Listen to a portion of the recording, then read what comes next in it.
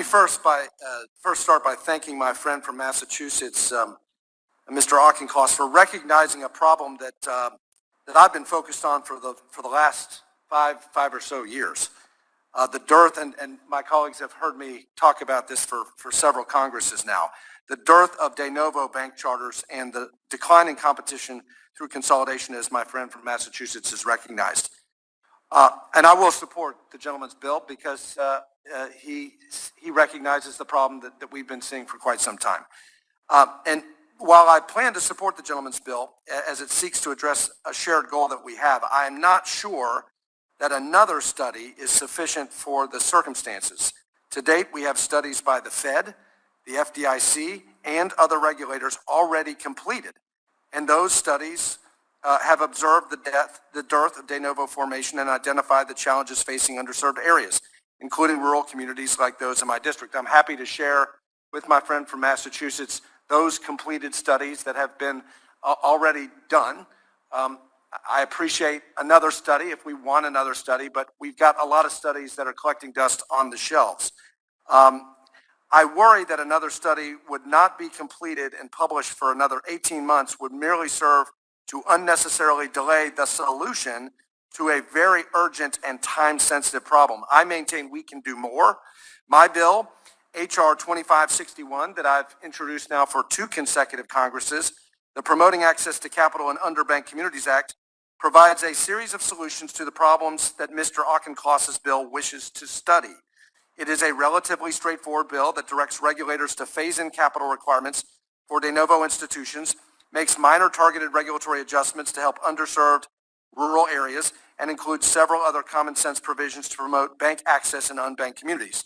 The bill is based on a bipartisan concept, first raised by Mr. Meeks in a markup last Congress when he proposed to phase in capital requirements for new minority depository institutions. He and I had a productive exchange during that markup where I offered the idea of applying that concept more broadly to all de novos to ensure that no community is left behind. The remaining substance of the bill came to fruition after I read a November 2019 Fed study on and underbanked communities. I think the Fed, as one of the regulators in Mr. Auchincloss's bill, would probably just regurgitate the same findings and conclusions that it's already published. The report identified 44 counties considered deeply affected by trends in bank closures and consolidation, which it defines as counties that had 10 or fewer branches in 2012 and lost at least 50% of those branches by 2017. 89% of those identified deeply affected counties are rural counties. I represent several of those counties, as do others on this committee, including some of my colleagues on the other side of the aisle, most notably Mr. Lawson, who has had a very productive engagement with my office on this bill. So I commend the gentleman from Massachusetts for his work on this bill. I'm happy to support this study, but I would invite him, and I would especially invite the chairwoman of the committee, since she's also identified this as a problem, and other members of the committee interested in this topic to collaborate with me on this issue. My bill will actually take the steps needed to address the problem. My bill would actually implement the solution to the problem. It would actually start solving the problem as opposed to continuing to study the problem.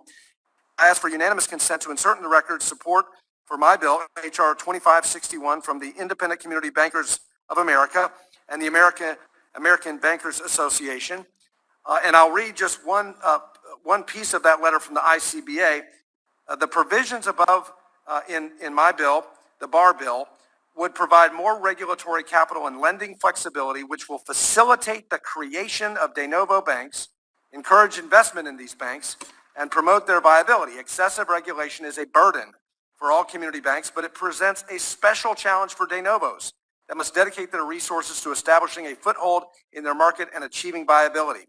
H.R. 2561 will promote more competition in rural markets for financial services, expand access to credit, and support the economic vitality of rural America.